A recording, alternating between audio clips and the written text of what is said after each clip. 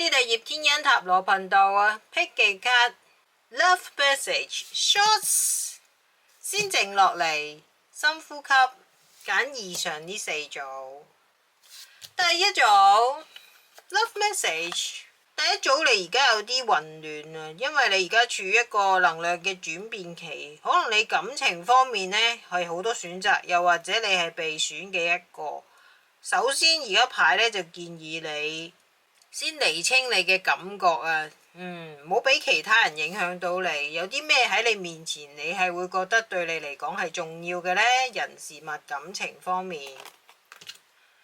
第二組你有啲沉浸於感情嘅世界，又或者浪漫之中而忘記咗，而有啲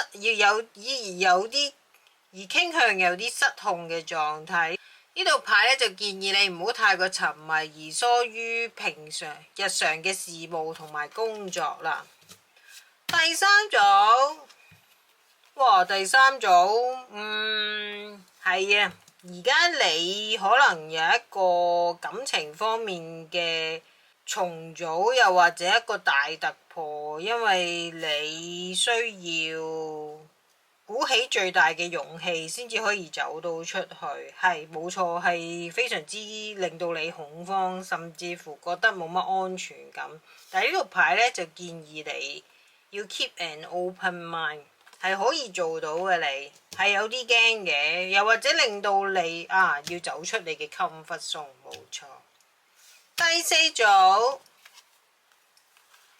第四組你好似遇到一個陪伴你嘅人啊，雖然佢唔係你理想或者最想要嘅對象，但係佢真係你最需要嘅人啊，而你哋會有唔錯長遠嘅發展，同埋可以陪伴你一輩子喎，考慮下第四組。